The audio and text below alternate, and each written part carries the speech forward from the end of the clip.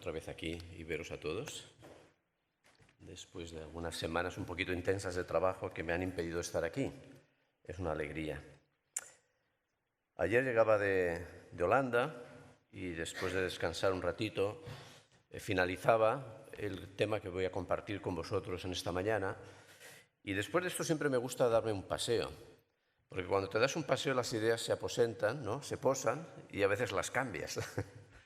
Y a mí me gusta salir de casa y hacer todo el parque. Es un paseo de 9 kilómetros. Voy escuchando música, aprovecho pues, para orar, para vaciar la mente, para disfrutar, ¿no?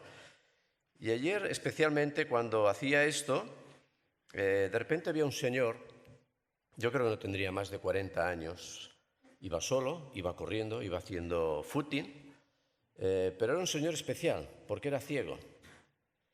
Y yo he visto en la televisión a ciegos correr con un guía, pero no a un hombre ciego correr él solo, solamente con la guía, la ayuda de un bastón blanco muy largo que tenía una pelotita delante que iba haciendo ruido. Y él iba corriendo, iba así por el parque, y además iba rápido, ¿no? Iba tan rápido que, claro, yo iba con la música, él venía por detrás, yo no lo sabía, que casi se me come o yo me lo como a él. Aquella imagen me impresionó. Me impresionó ver a este hombre superar sus circunstancias, no dejarse limitar. A veces, sin tener ninguna limitación, ya nos cuesta mover un pie para hacer algo de ejercicio, pero me gustó aquella imagen, era realmente poderosa. A veces las circunstancias nos limitan más allá de lo que deberían, ¿no? Me alegró el día, sinceramente. Mira, vivimos en un mundo que genera descontento. Nos bombardean con el mensaje de que para ser felices necesitamos más cosas, menos arrugas, mejores vacaciones y menos dificultades. Muy a menudo estamos descontentos en nuestro trabajo, nuestros matrimonios, nuestra iglesia, nuestros hogares y en muchas de las áreas de nuestra vida. Podemos fácilmente perder la esperanza de que nunca seremos capaces de alcanzar el contentamiento. Pero la Biblia nos enseña todo lo contrario. Nos enseña no solo que tenemos que estar contentos, sino que además nos enseña que podemos estar contentos. Y es el texto que nos ha leído el Andreu. Lo he puesto en su contexto, pero solamente voy a comentar 4 versículos, los primeros. Dejadme leerlos otra vez, empezando en el versículo 10. Era bueno leer hasta el 20 porque así tenéis todo el contexto, pero solamente vamos a comentar estos 4 primeros.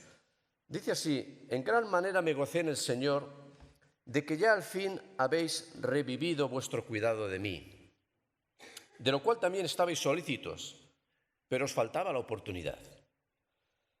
No lo digo porque tenga escasez, pues he aprendido a contentarme cualquiera que sea mi situación. Sé vivir humildemente y sé tener abundancia. En todo y por todo estoy enseñado, así para estar saciado como para tener hambre, así para tener abundancia como para padecer necesidad. Todo lo puedo en Cristo que me fortalece. Pablo comienza, si os fijáis en el versículo 10, expresando su más sincera gratitud a los hermanos filipenses por la ofrenda que de ellos ha recibido. Como sabéis, Pablo estaba preso en Roma a la espera de ser juzgado. Su situación no era fácil. De hecho, en el versículo 14 que hemos leído, les dice: bien hicisteis en participar conmigo en mi tribulación. No era fácil su situación. Pablo se reconoce en tribulación, en profunda aflicción. Así que el donativo de los filipenses es para Pablo como un sacrificio ofrecido a Dios. Lo llama olor fragante, versículo 18. Dice: pero todo lo he recibido y tengo abundancia. Estoy lleno. habiendo recibido de Epafrodito lo que enviasteis, olor fragante, sacrificio acepto, agradable a Dios. Es muy cierto que en muchas de nuestras necesidades, y de esto va la serie, en muchas de nuestras necesidades... Anda, tengo una araña que me va por los papeles. Es verdad, que la tengo aquí. A ver, la soplo. No la mato, ¿verdad, Antonio? No, ¿verdad? Ya ha volado. Igual me quería picar. Y era la prueba de la víbora, ¿no? Dice, es muy cierto, estoy diciendo que es muy cierto que en muchas de nuestras necesidades Dios usa y va a seguir usando a hermanos como los de la Iglesia de Filipo, a hermanos como los de la Iglesia Unida, como tú y como yo. Nuestro compromiso con los que están en aflicción es sin duda una ofrenda que agrada a Dios. Cuando ofrecemos voluntariamente, cualquiera de los que estamos aquí, cuando ofrecemos voluntariamente lo que somos y tenemos a aquellos que lo necesitan, es una ofrenda de olor fragante. San Ambrosio solía decir lo siguiente: Dios no se fija tanto en lo que le damos, cuanto en lo que nos reservamos para nosotros. Hermano, no dudes en pedir ayuda si lo necesitas, pero no dejes tampoco de ofrecerla. No te reserves para ti aquello que puede ser de bendición a otros, porque generalmente Dios usa a hermanos filipenses, a hermanos de la Unida, hermanos como tú y como yo, para suplir nuestras necesidades. Seguidamente de agradecer la ayuda recibida, Pablo hace 3 afirmaciones rotundas. Primera, versículo 11. He aprendido a contentarme cualquiera que sea mi situación, cualquiera.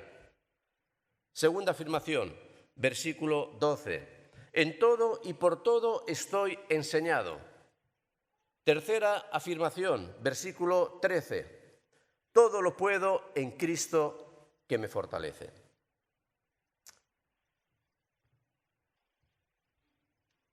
No está aquí la frase, pero la tenéis en el Maná.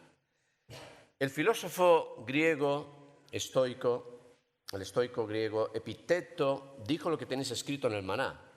No es una frase mía, es suya. No pretendas que las cosas sean como las deseas.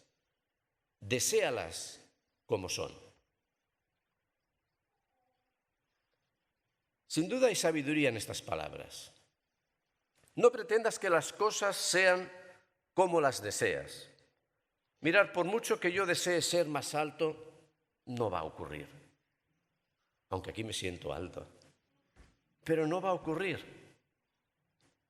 Más bien debería de desear lo que soy, ni más ni menos. Debería de aprender a amarme y aceptarme tal y como soy, a contentarme con mi realidad. Y este ejemplo lo podríamos aplicar a otros aspectos de la vida. La falta de contento con uno mismo puede ser fuente de enfermedad y de desequilibrios. Por mencionar solamente 2 datos. España, dentro de la Unión Europea, es el segundo país consumidor de ansiolíticos. No sé si lo sabíais. ¿Sabéis cuál es el primer país? Nuestros vecinos, los portugueses. Casi un 8% de jóvenes entre 12 y 17 años han de ser hospitalizados por anorexia. Un 8%. La ansiedad producida por el descontento puede llevarnos incluso a la muerte.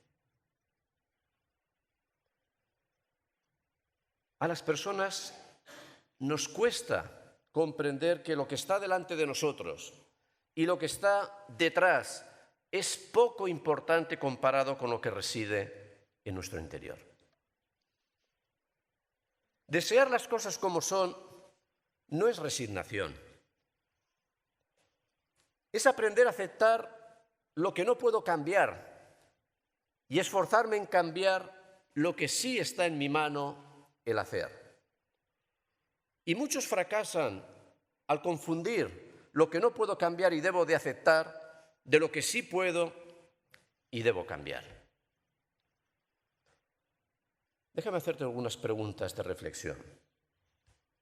¿Estás contento contigo mismo?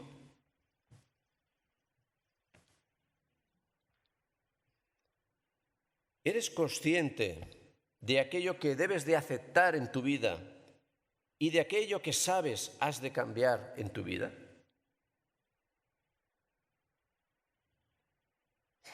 ¿Valoras lo que reside en tu interior o le das más importancia a lo que está delante y detrás de ti?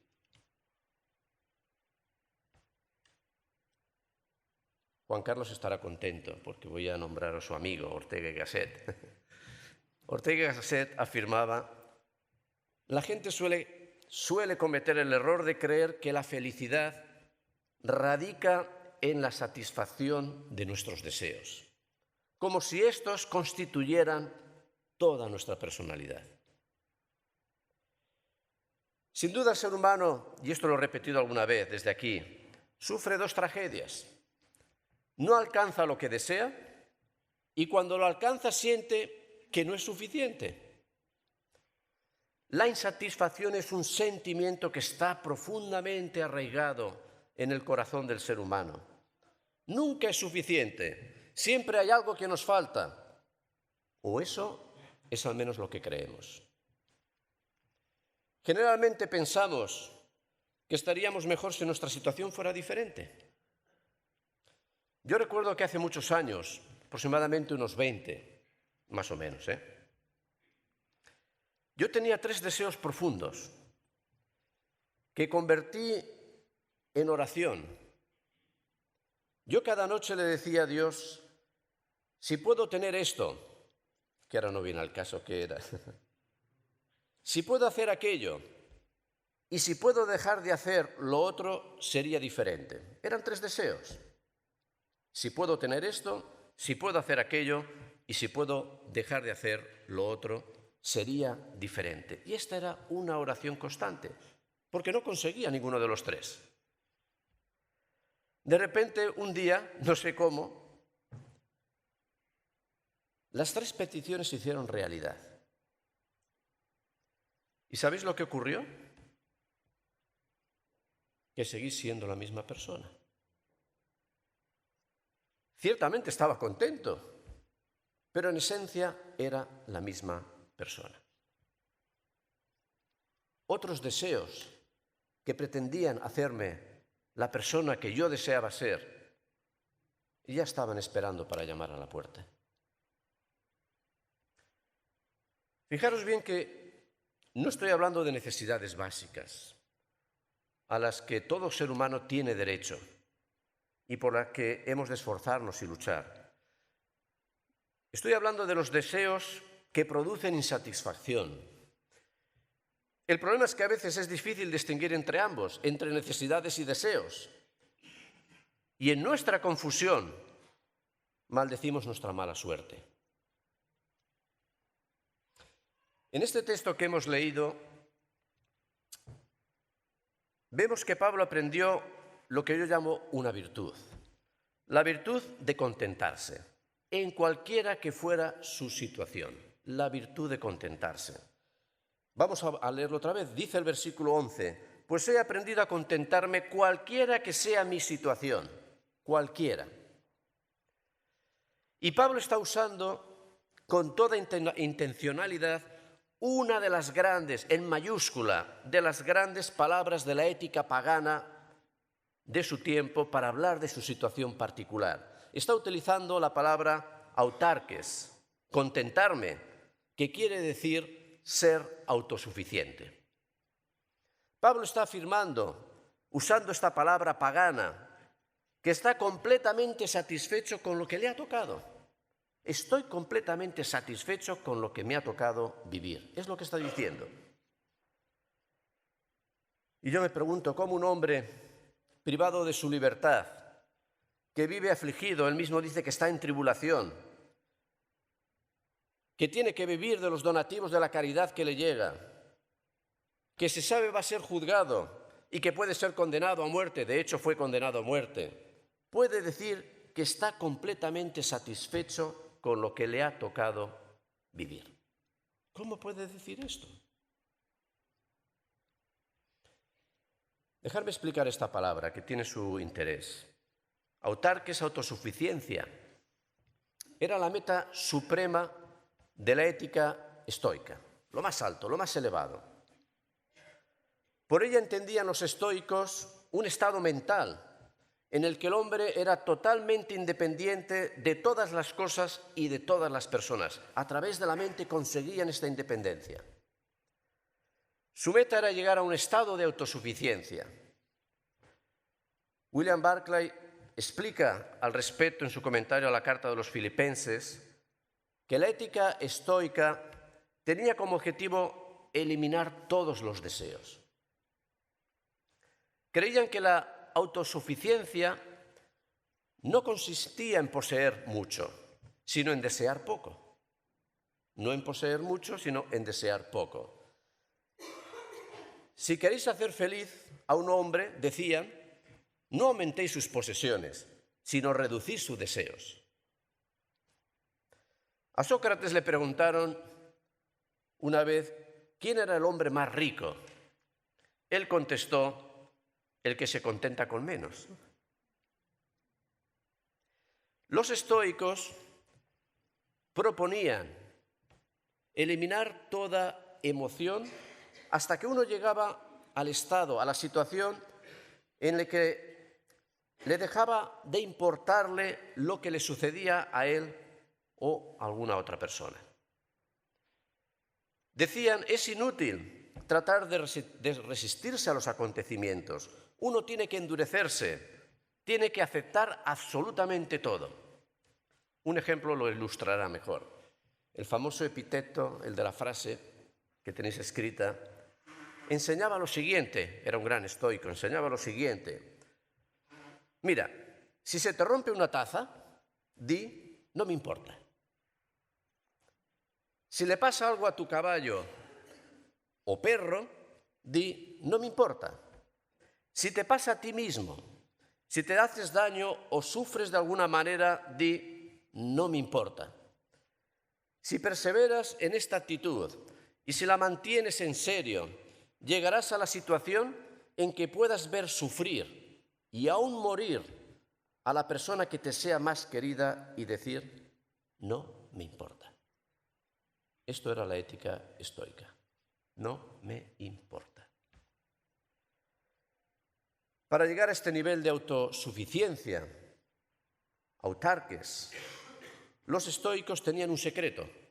Abolían todos los deseos y eliminaban todas las emociones.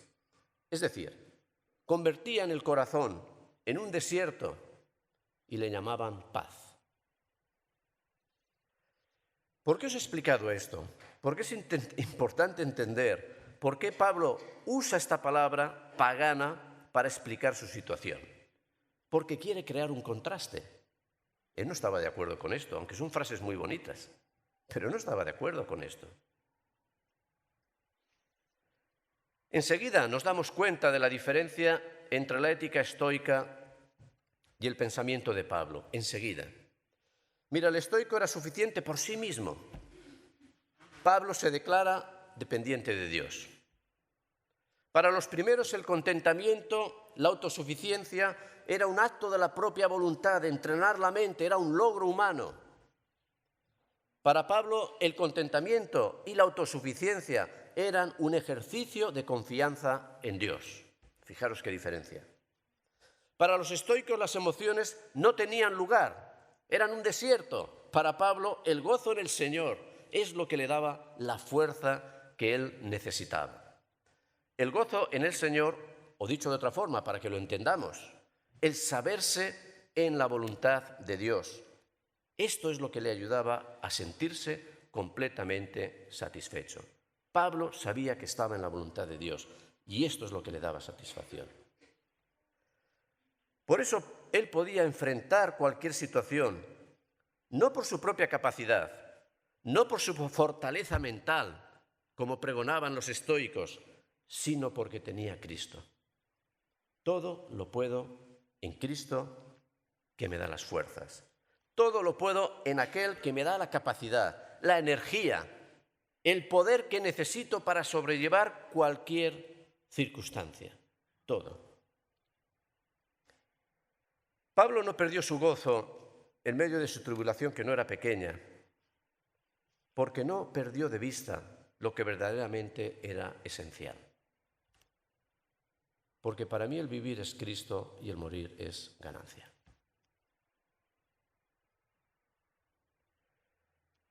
No dejemos nunca que las pruebas o las dificultades nos afecten de tal forma que apartemos a Cristo del centro de nuestra vida. No abandonemos nuestra identidad en medio de un problema o de una circunstancia y nos construyamos un avatar a nuestra medida y deseos para justificarnos. No dejemos nunca que sea cuales sean las circunstancias en las que nos esté tocando vivir, perdamos de vista que Dios tiene un propósito para nuestras vidas. Pablo no se goza por estar encarcelado, no era masoquista. Tampoco dice como los estoicos, no me importa.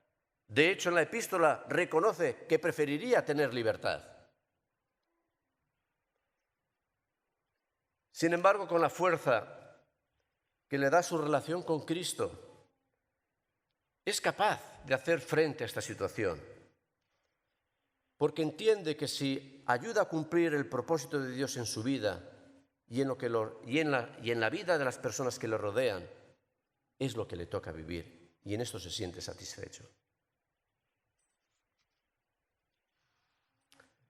Pablo no se goza del problema, no nos engañemos, sino de lo que Dios puede hacer en medio del problema.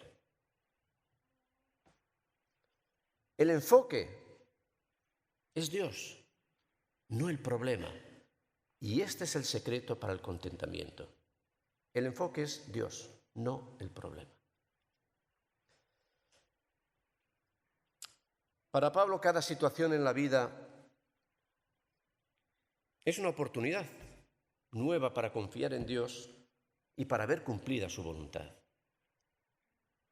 En el versículo 11 dice, sé vivir humildemente y sé tener abundancia. En todo y por todo estoy enseñado, así para estar saciado como para tener hambre, así para tener abundancia como para padecer necesidad. Todo lo puedo en Cristo que me fortalece. Él mismo dijo, escribiendo a los romanos, a los que aman a Dios todas las cosas ayudan a bien.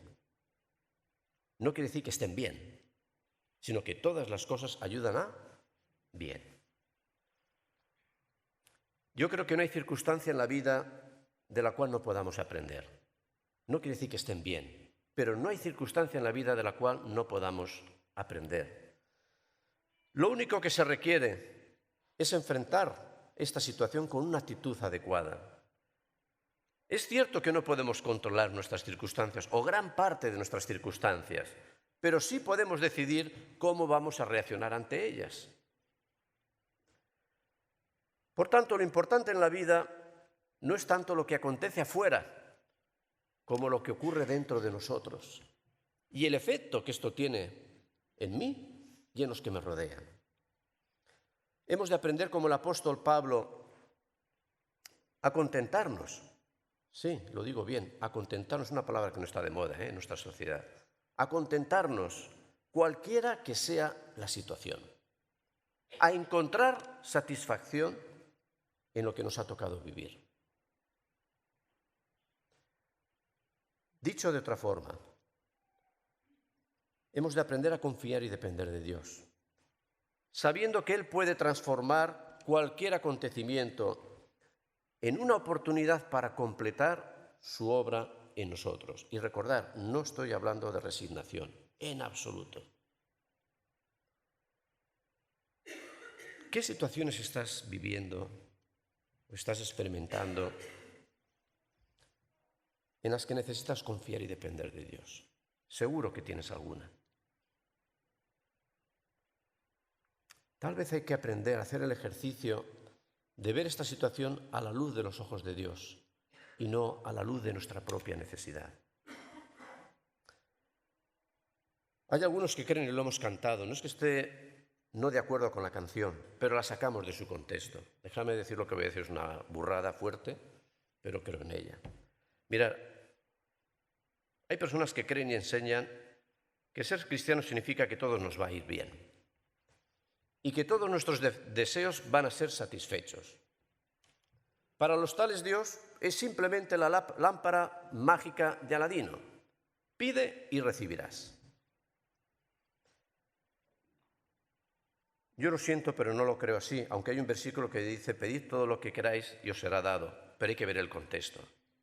Dios no nos ha prometido darnos todo lo que queramos, no.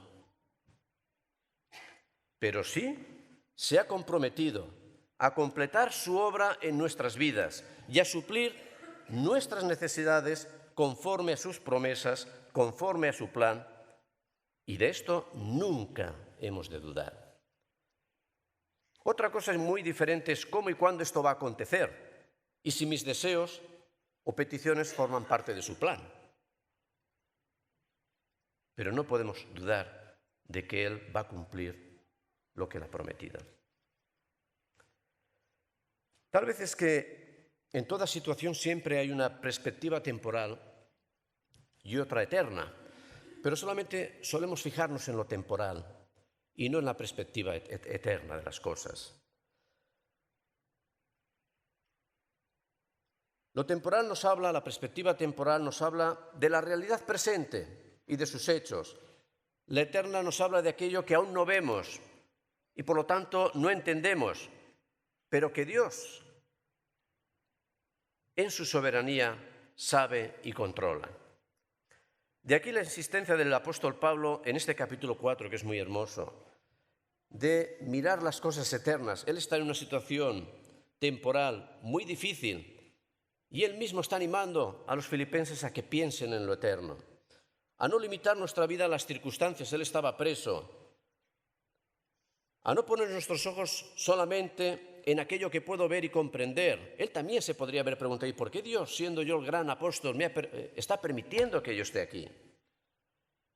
Está animándonos a mirar lo eterno, a aprender a depender de la soberanía, de la voluntad de Dios, que siempre trabajan para nuestro bien. La soberanía y la voluntad de Dios siempre trabajan para nuestro bien.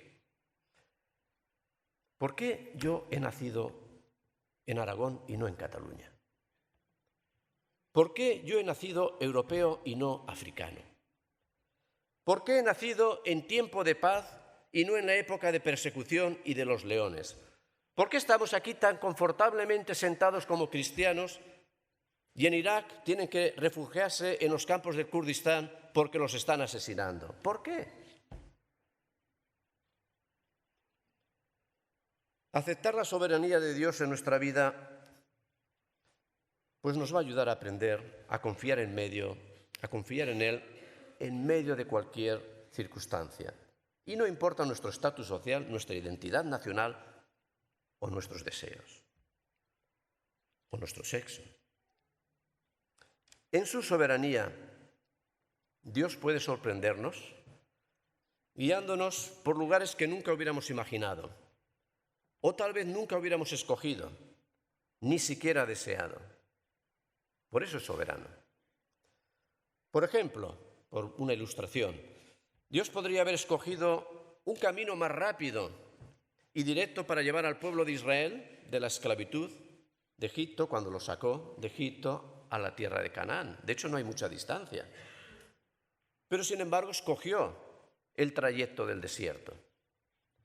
Y Éxodo 13 indica claramente que no solamente Dios escogió este camino para el pueblo, sino que además los guió por él con columna de humo por la mañana y de fuego por la noche. ¿Por qué? Curioso, no sé si lo recordáis la historia, pero una vez que el pueblo pasó las aguas del Mar Rojo de forma sobrenatural, ¿no?, abriéndolas de manera espectacular, solamente después de este gran portento, 3 días después, tan solo 3 días después, en su primera prueba en el desierto, cuando llegaron y acamparon en Mara, se quejaron contra Dios porque las aguas que habían allí eran amargas. Solamente 3 días después de un milagro de este tipo. Y es que solemos ser olvidadizos.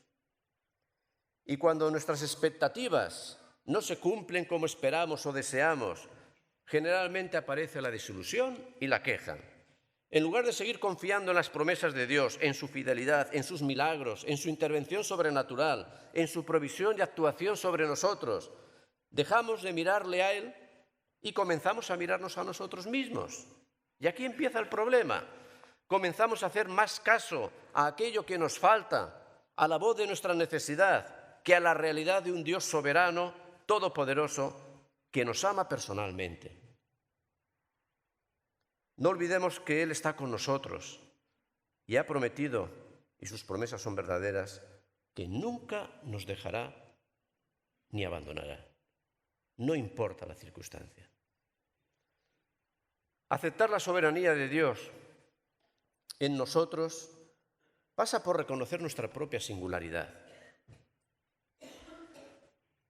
Mirar en su soberanía, yo soy y tú eres, en su soberanía y en su gracia, yo soy, tú eres, yo soy,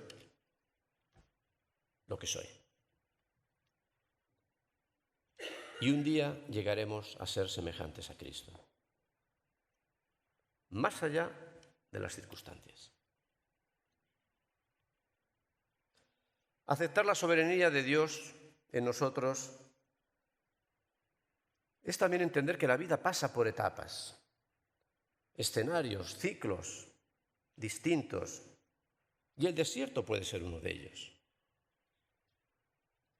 Pero no lo dudemos, su guía nos acompaña y su provisión también. En nuestro camino seguramente vamos a encontrarnos con fuentes de agua fresca, pero también con fuentes amargas. Hemos de aceptar esta realidad, pero hemos de estar dispuestos a aprender de todas ellas, de cada una de estas situaciones que nos vamos a encontrar en el camino. Hemos de estar dispuestos a reconocer y aceptar la soberanía de Dios en todo. Aceptar la soberanía de Dios en todo y hacerlo con gratitud. Porque esta es la muestra, esta es la forma que tenemos de manifestar que realmente confiamos en Dios.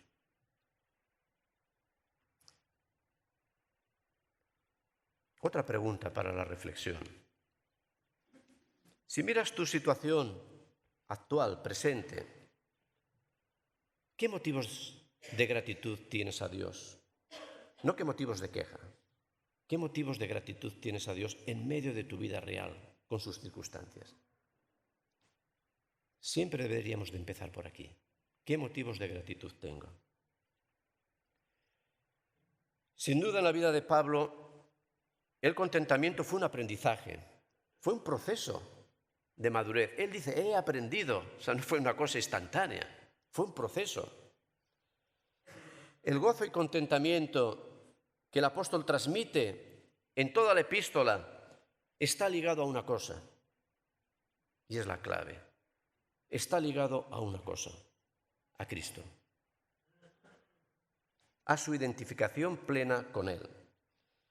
Pablo reconoce que su vida solo tiene un propósito, y este es Cristo en mayúsculas.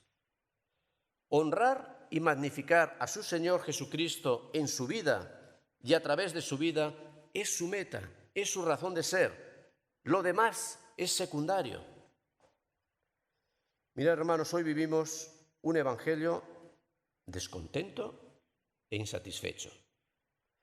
Vivimos y predicamos un evangelio que está muy centrado en nosotros, en nuestras necesidades, en cómo ser mejores, en cómo superar las dificultades, en cómo ser más felices.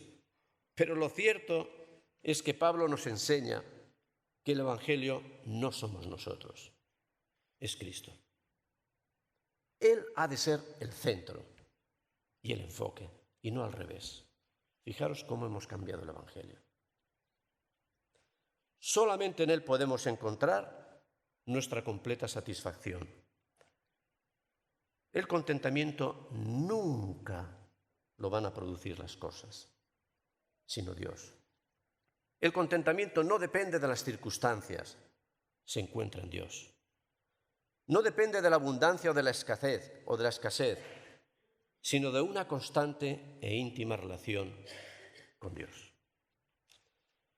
Hermanos, al igual que, y con esto termino, al igual que el apóstol Pablo, aprendamos a vivir confiando en la provisión de Dios, agradecidos por cada circunstancia, reconociendo,